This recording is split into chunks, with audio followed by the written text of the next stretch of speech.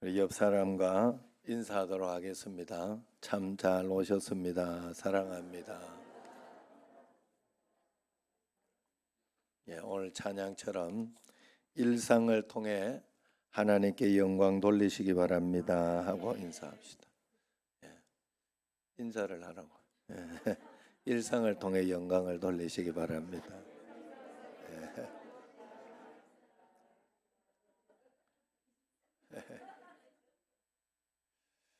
카이스트 시험 문제라고 그래요. 굉장히 어려운 문제인데 50cm의 50cm 되는 2kg의 연어 한 마리가 80도 각도를 시속 80도의 각도를 시속 50km로 쏟아지는 폭포에 5m를 뛰어 오르면 얼마만한 힘이 필요할까? 뭐 여러 가지로 문제만 들어도 복잡합니다.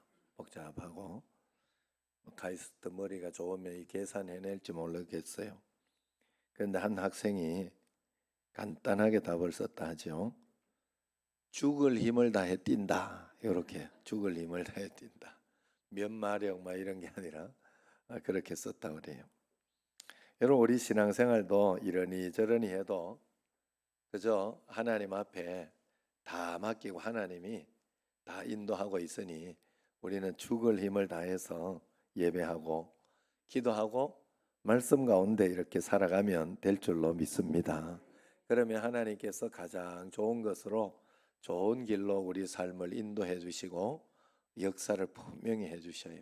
하나님 살아계시기 때문에 그래서 나는 내 할 일만 하면 되는데 자꾸 하나님의 일을 하려고 그렇게 하니까 그럼 오늘 예배를 드리니 죽을 힘을 다해 예배를 잘 드리고 하면 되는데 내가 하나님의 일을 하려고 하는 게 예배를 평가하고 예배 설교를 평가하고 그건 하나님의 일을 하려고 하는 거예요. 평가는 내 설교 평가는 하나님이 하는 거예요. 하나님이. 그리고 오늘 또 예배가 좋았다 말았다는 하나님이 하는 거예요. 내가 하는 게 아니에요. 우리가 시험 서울대학교 들어올까 말까는 서울대학교에서 하는 거예요. 내가 되는데 왜 안 넣어주냐고 하는 게 참 웃기는 거지. 그러면 안 되지. 그죠? 우리가 착각하면 안 돼. 살아가면서 착각하는 거 아니에요. 내가 사람이 됐느냐? 우리 청신제일교회 구역장들이 이렇게 했는데 구역장 할까 안 할까 교회에서 평가하는 거예요. 내가 자격이 되는데 물론 그래 가지고 권유할 수는 있죠. 이렇게 와가지고 나 구역장 하고 싶다 그러면서 이야기할 수는 있습니다만 그래도 거기에 평가는 목사나 또 교회나 이렇게 평가를 하는 거예요. 될 만하다 아니면 시험 들겠다 어렵겠다 이렇게 하는 거는 그래서 우리가 오늘 예배를 잘 드리니까 마지막 하나 남아야 되는 것은 내 마음속에 하나 남고 가야 되는 것은 뭐냐 하면 하나님이 내 예배를 받으셨다 하는 기쁨이 남아있으면 예배를 잘 드린 거겠죠. 그래서 하나님의 기쁨이 될 수 있도록 오늘 온 마음과 정성을 다해서 나는 완전하지 않습니다. 나는 하나님이 아니기 때문에 그래서 우리는 그냥 최선을 다할 뿐이에요. 최선을 다하면 그 다음은 하나님이 해주셔요. 인도해 주셔요. 하나님은 1.1획도 틀리잖아요. 어제도 제가 이렇게 우연히 유튜브 영상을 보다가 온 우주의 크기에 대해서 이렇게 이야기를 하는데 얼마나 큰지 정말 온 우주가 얼마나 이걸 하나님이 정말 창조하셨을까? 하나님이시니까 가능한 건데 과연 이걸 하나님 창조하시고 운행하고 계신다면 우리는 정말 얼마나 하나님을 전적으로 믿어야 하는가 하는 그런 마음이 제 마음속에 들었어요. 자, 올 2023년 단순하게 죽을 힘을 다해 주님 말씀대로 살아가시기를 바랍니다. 오늘 말씀은 그리스도인들이 어떻게 살아가야 하느냐 하는 데 대한 이야기입니다. 하나님은 우리에게 세상과는 다른 생각, 다른 가치관, 다른 언어, 다른 삶을 살도록 요구하고 있어요. 이것이 하나님 앞에 믿음으로 살지 못하면 이 삶을 우리가 살아내지 못합니다. 육신으로 살아가면 이렇게 살아갈 수가 없어요. 그래서 믿는 사람을 성도라 합니다. 성도. 구별된 사람들이라는 뜻이에요. 성도를 한마디로 말하면 구별화된 사람이에요. 오늘 본문 1절에 보면 같이 한번 읽어봅시다. 여호와여 주의 장막에 머무를 자 누구오며 주의 성산에 사는 자 누구오니까. 여러분, 그래서 주의 장막에 머무를 자 누구고 주의 성산에 머무를 자 누구냐? 그 사람은 그렇게 머무를 자가 어떤 사람이냐? 2절에서 5절까지 대답이 나와요. 한마디로 말하면 구별된 사람, 구별화된 사람이다 하는 것을 이야기합니다. 종교인이나 혹은 교인으로 살며 신앙인 흉내는 낼 수가 있습니다. 흉내는 낼 수가 있습니다. 그러나 주의 장막에 머무르고 성산에 사는 자는 아무나 할 수 있는 게 아니에요. 구별화된 사람만이 그렇게 살 수가 있어요. 다시 말해서 구별화된 사람만이 이 땅에서 천국의 삶을, 감사의 삶을, 풍성한 삶을 누릴 수가 있습니다. 세상 기업에서는 성공하기 위해서는 차별화가 있어야 된다 이야기를 해요. 실제로 차별화를 통해 기업 성공을 꾀하고 있습니다. 그러나 우리 성도의 신앙생활의 비법은 좀 다릅니다. 차별화가 아니라 구별합니다. 성경에서 복 있는 사람이라고 할 때 세상 사람들은 돈을 많이 벌고 건강한 것을 가지고 높은 지위에 있는 것을 가지고 복이라고 이야기합니다. 그러나 하나님 앞에서 복 있는 사람은 하나님과 함께하고 하나님과 교제하고 하나님의 사랑을 받고 주님과 동행하는 사람이 복 있는 사람이라 해요. 오늘 용어를 빌려 이야기하면 그가 바로 주의 장막에 머무는 자, 주의 성산에 거하는 자이라고 할 수 있습니다. 그런 사람이 복 있는 사람입니다. 구약의 백성들은 주의 장막이나 주의 성소에 머무르기는커녕 한 번만이라도 들어가려고 하면 흠없는 양이나 소를 잡아 제사를 드려야 했어요.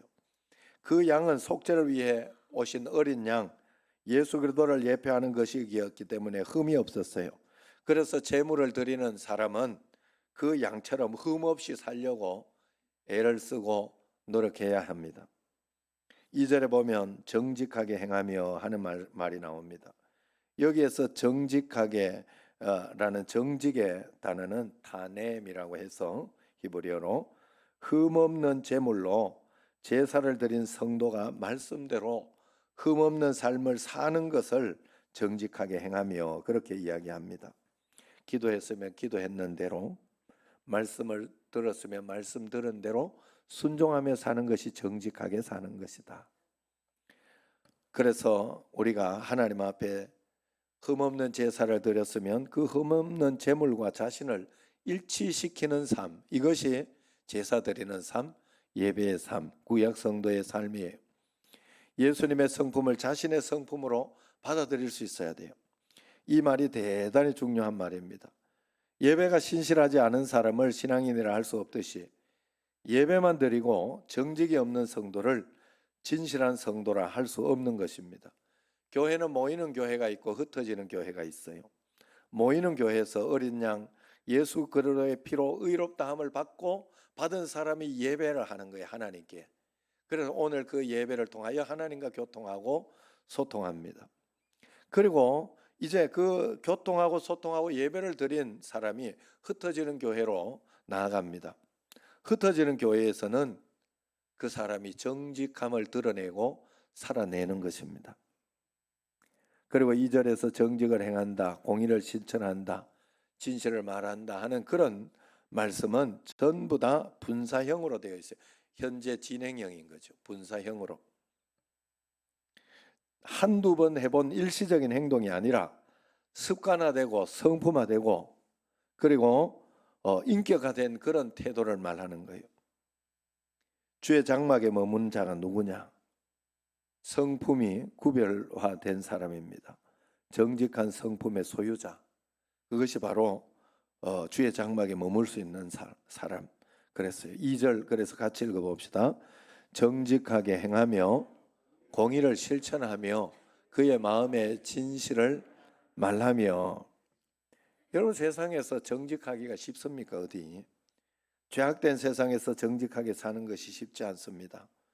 믿음이 없으면 하나님 앞에 살아내기가 내 힘으로 하려고 하면 너무 속상하고 힘들어서 살기가 힘들어요. 제약된 세상의 불신자들과 함께 살아가는 것이 때로 무척 부담스러워요. 그리스도인들은 이 세상에 불공정한 그런 게임을 할 수밖에 없지요. 예수를 믿건 안 믿건 누구에게나 지고 싶지 않은 그런 마음이 있는데, 세상에서는 그리스도인들만 적어도 정직하고 진실하게 세상 사람들과 모든 면에서 달라야 된다, 그렇게 선을 긋고 있어요. 우리가 실수를 하고 정직하지 못한 모습이 드러나면 가혹한 비판을 받습니다. 자기들은 그래도 그리스도인들은 안 된다고 요구를 해요.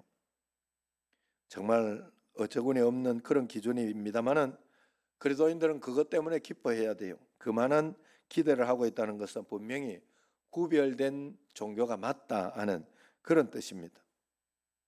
그래서 구별된 종교의 신자들에게 구별하를 요구하는 건 너무나 당연한 거예요. 그래서 하나님도 우리에게 구별하를 요구하고 있어요. 내가 거룩하니 너희도 거룩할지어다. 그렇게 구별을 이야기합니다. 여러분, 소금은 어디에 넣어도 소금이죠. 국에 넣어도 소금, 나물에 넣어도, 고기를 찍어 먹어도 소금은 소금입니다. 우리 그리스도인들은 교회 생활에서만 정직해서는 안 돼요. 가정에서도 직장에서도 다 정직해야 됩니다. 착한 태도와 성품으로 살아가야 합니다. 내가 그저 도덕적으로 그렇게 살아야 된다고 사는 것이 아니라 하나님이 보고 계시기 때문에, 하나님이 나와 함께 계시기 때문에 하나님을 믿는 믿음으로 부부 싸움이 나거나 또 아니면 부부가 이렇게 있거나 부모 자식 간에 이렇게 있을 때 도저히 용서할 수 없고 도저히 화가 나고 짜증나고 이럴 때에도 십자가를 지라 하는 그런 예수님의 명령 앞에 우리가 예수님 때문에 내가 지금 참습니다, 예수님 때문에 내가 지금 이렇게 합니다라는 것이 되어질 때 우리에게는 기쁨이 오고 감사가 오고 우리에게 행복이 오고 능력이 오는 거예요. 만약에 그것이 되어지지 않는, 예수님 때문에가 안 되면 도저히 견딜 수가 없어요. 끝까지 참아낼 수가 없어요. 왜냐하면 그만큼 인간은 마음속이 악하고 그렇기 때문에 그래요. 그래서 여러분, 이 어떤 사람이 그런 이야기를 해요. 이 무게가 얼마나 될 것 같으냐 이렇게 물어요. 그래 사람이 뭐 몇 그램, 몇백 그램 뭐 이렇게 키로까지는 아니겠죠. 그래 된다. 그래 이야기하니까 그 동기부여 하시는 그분이 이 컵의 무게가 중요하지 않다. 이 컵은 계속 오래 들고 있다가 보면 무조건 내가 힘들게 되고 어렵게 되고 피곤하고 그리고 굉장히 힘들게, 무게에 상관없이 물론 무거우면 금방 그렇게 되겠지만 상관없이 오래 들고 있으면 그렇다. 그래서 내려놓아야 된다. 우리도 마찬가지다. 다른 사람에게 있는 원망, 불평, 어려움, 힘든 거 다 내려놔야 된다. 그게 무게가 얼마나 무겁든지 안 무겁든지 그것이 필요한 것이 아니다. 그렇게 이야기를 하더라고요. 굉장히 좋은 이야기였어요. 여러분, 우리가 하나님 앞에서 하나님 말씀에 내가 순종하여 하나님께서 나를 지켜주시고 인도해 주시니 내가 하나님 말씀에 순종하여 내가 참아내겠습니다. 말씀에 순종하여 내가 이겨내겠습니다 하는 그런 믿음이 있어야 돼요. 그게 신앙이에요. 그것을 의지하지 않고 내 힘으로 하는 것은 하나님이 받으실 수 없고 그것을 통하여 복을 주실 수가 없어요. 그래서 우리가 주의 장막에 거하는 자로 살 때 정직하게 하나님 앞에 하나님 보시기에 내가 그렇게 살아야 되겠다 하는 것입니다. 그런데 여기에서 참 재미나게 정직하게 사는 것은 어떤 것이냐를 3절에 설명하고 있습니다. 여러분, 이것을 잘 보면서 우리가 알아야 됩니다. 3절에 뭐라고 설명하느냐? 시작. 그의 혀로 남을 허물하지 아니하고 그의 이웃에게 악을 행하지 아니하며 그의 이웃을 비방하지 아니하며. 이 주의 성산에 사는 자는 정직하게 산다는 말은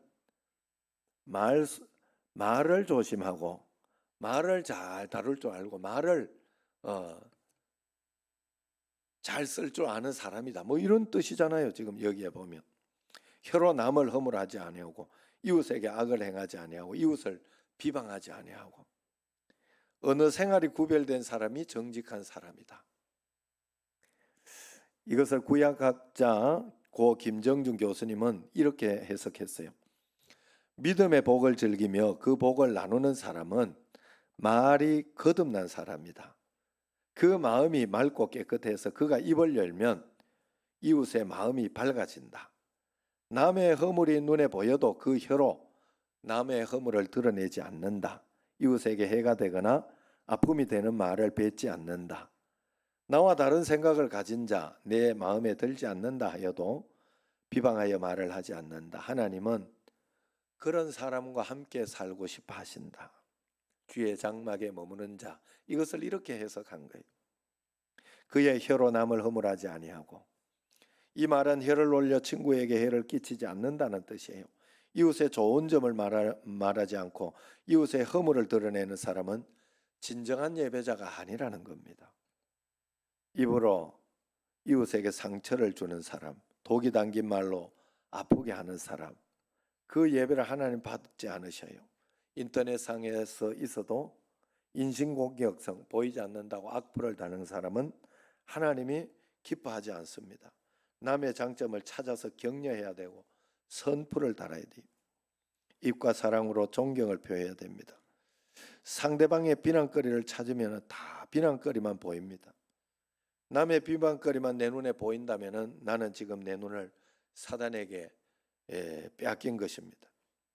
그의 이웃을 비방하지 아니하며, 이 말을 헬라어로는 헬라어 70인역에는 이렇게 해석을 해놨어요. 자기 이웃에 대해 비판하는 말을 듣지 않으며, 이렇게 이웃에 대해 비판하는 말을 듣지 않는다고 번역해놨습니다. 이웃에 대해서 악의적인 판단을 받아들이지 아니할 뿐더러 귀도 기울이지 않겠다. 그래서 누군가 비난하는 말을 할 때 우리는 남을 비판하는 얘기를 듣지 않기로 약속되어 있습니다. 그렇게 이야기할 수 있어야 돼요. 누군가 나쁜 소문을 전해주면 솔깃해서 남 욕하는 그렇게 솔깃해요. 마귀가 하는 짓이. 안 들어도 돼요. 그 모르는 게 더 좋아요. 그리고 또 틀린 정보를, 거짓된 정보를 내가 이렇게 들으면요, 그 사람이 바르게 안 보여요. 맞고 틀리고가 상관이 없어. 참 신기해요. 참 신기해. 어떤 사람이 이렇게 만약에 누구 이야기하면 안 되겠다. 부정적인 마음 들까? 어떤 사람 저 사람 막 거짓말 막 격려한다더라 이러면 상관이 없어요. 그 사람하고 상관이 없다니까. 일단 들은 사람이 그 사람이 나쁘게 보여요. 무조건 보여요. 그 사람 이렇게 나중에 만나봐서 이야기를 들어도 진짜 아는 사람이 아니면 가끔씩 내 아내한테 그런 이야기를 들을 때 누군가 이렇게 나에 대해서 이야기를 하거나 뭐 그래 가지고 이야기를 한대. 그러면 아내가 이렇게 들어보면 나하고 오래 살았으니까 내 성품을 알고 그때는 내가 보통 어떻게 한다는 걸 아니까 그러면 고를 때는 그건 아닐 거다. 이렇고 이래서 그럴 거다. 내가 한번 물어보겠다라고 이야기를 한다 그래요. 여러분 참 신기한 게 부정적이고 나쁜 이야기는요. 들으면 거기에 딱 각인이 돼 가지고 무조건 나빠요. 나쁜 거예요.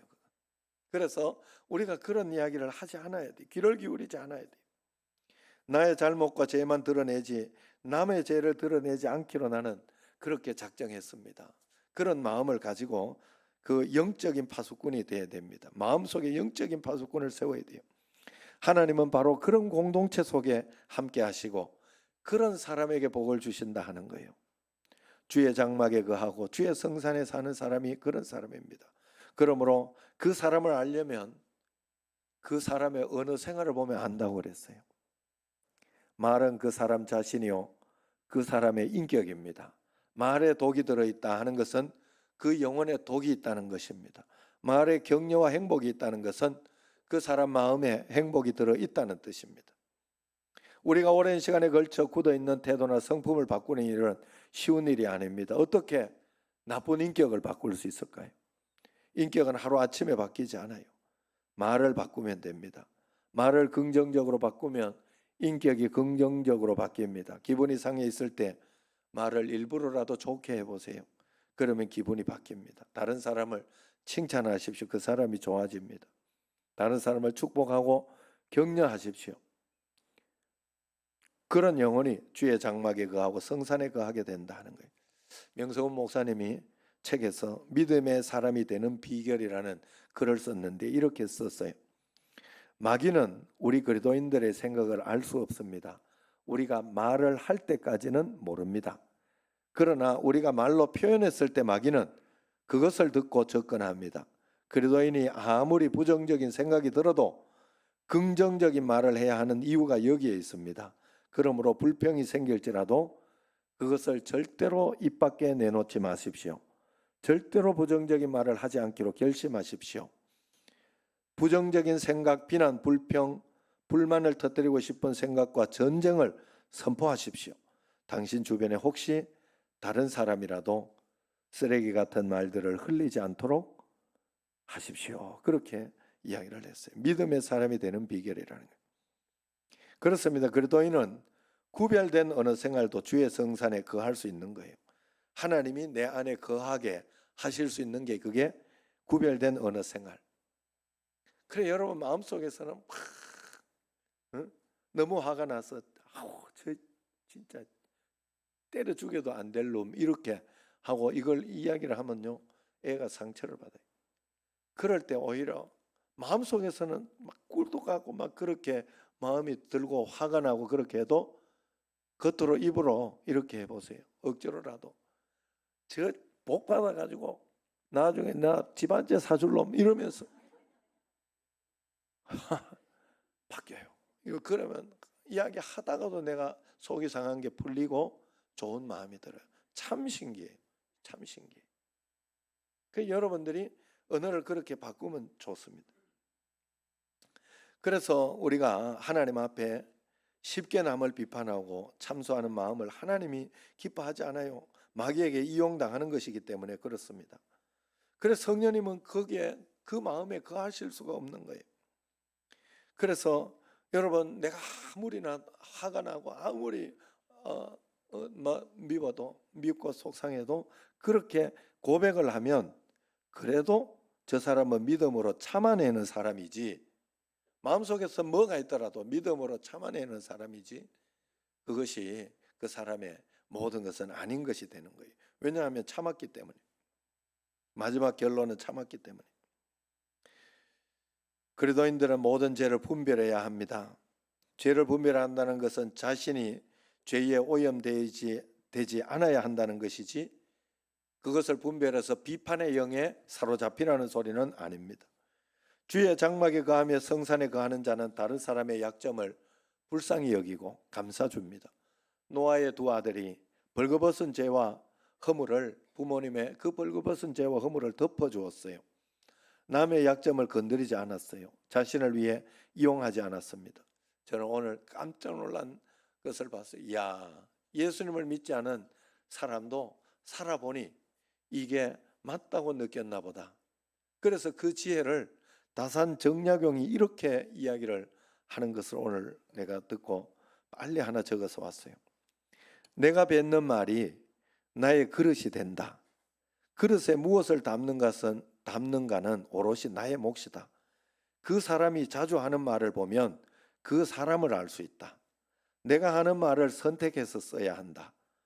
불평과 불망의 말을 계속 쓰다 보면 삶은 불평의 연속이다. 유익하지 않는 말이라면 스스로 삼켜라. 100마디의 고민을 한마디로 삼킨 것을 가리켜 어른의 말이라고 한다. 별것 아닌 것은 말조차도 입안에 맴돌 때는 내 것이지만 입 밖으로 나오는 순간 나를 휘두르는 주인이 된다. 나는 내가 한 말에 스스로 영향을 받으며 살 수밖에 없다. 이게 다산 정약용이 하는 말이에요. 이야, 이 지혜가 어디서 났을까? 여러분 하나님 앞에 우리가 하나님 앞에. 그래 하나님은 이것을 우리에게 이야기를 해주셨어요. 말씀으로 주셨어요. 그래야 너희가 산다. 그게 왜냐하면 여러분 우리가 죄 짓고 살면 막 자유롭게 사는 것 같고 막 그렇게 하는 것 같지만 저번에 누가 이야기를 해주더라. 그 글을 하나 연줄이 끊기면 더 높이 자유롭게 높이 날 것 같지만 어? 땅으로 처박히 결국은 땅으로 처박히게 되더라. 그런 이야기를 했잖아. 울타리를 넘어가고 물고기가 물을 넘어서면 자유하는 것 같지만은 그렇지 않다는 거예요.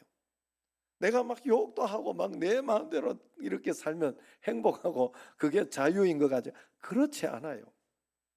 내 자신을 절제하고 통제할 줄 알고 내 자신을 스스로 말씀 안에 나의 자유를 말씀 안에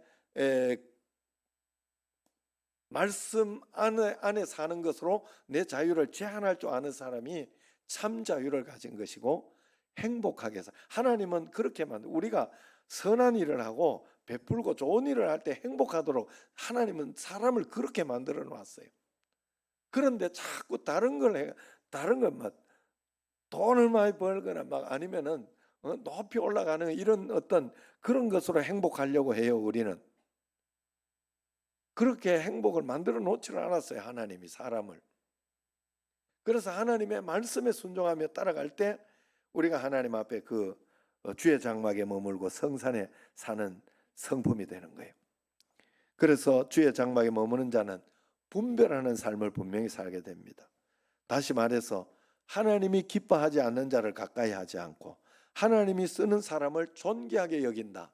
그게 4절에 나와요. 4절에. 그래서 그의 눈은 망령된 자를 멸시하고 여호와를 두려워하는 자가 있다면 존대한다. 그렇게 이야기하잖아요. 그의 마음에 서원한 것은 해로울지라도 변하지 않는다.